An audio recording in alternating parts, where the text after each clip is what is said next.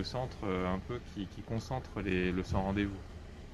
C'est-à-dire qu'on a choisi plutôt d'organiser le fait que les personnes qui se présentent, et notamment les plus de 65 ans, pour bénéficier du dispositif sans rendez-vous, on concentre ici pour avoir une capacité de traitement et ne pas forcément désorganiser tous les centres par du sans rendez-vous. Ça reste possible, mais c'est vraiment ici qu'on concentre le sans rendez-vous.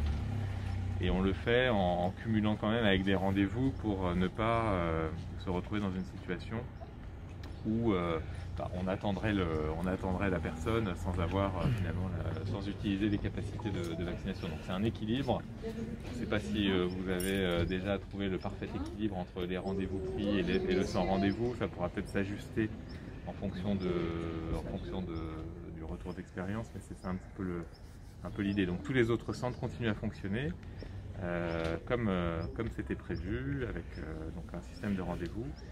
Et ce centre vient en plus, en particulier pour les enfants et les personnes sans rendez-vous.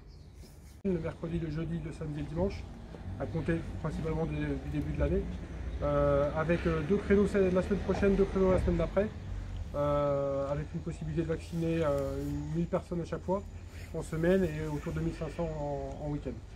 Donc voilà, donc évidemment avec une ouverture pour les plus de 65 ans sans rendez-vous, avec des créneaux qu'on a un peu dédiés à ça de 14h à 16h. Maintenant, si on a des personnes de cette tranche-là qui viennent sur un autre créneau, on les prendra bien évidemment. Et pour l'instant, on le fait en service hospitalier et le conseil départemental a ouvert un créneau aujourd'hui de 14 à 16 pour ces enfants-là qui seraient orientés par la PMI, l'ASE ou la médecine scolaire. On a un faible nombre d'enfants en vérité. Et c'est à partir du 20 décembre, maintenant qu'on a l'autorisation qu'on ouvre à tous les enfants de 5-11 ans. Volontaire. Dont les parents ont évidemment donné l'autorisation parentale. L'obligation, c'est ça. Avec un vaccin Pfizer et avec un dosage spécifique évidemment pour la pédiatrie. D'accord. On avait demandé au maire de Juillan, parce que ça nous semblait intéressant d'avoir une forme d'unité de lieu avec l'autre centre sur la même commune. Ça permettait plus de fluidité pour les professionnels, pour les personnes qui viendraient se faire vacciner, qui se tromperaient de centre. C'est aussi plus facile de passer de l'un à l'autre.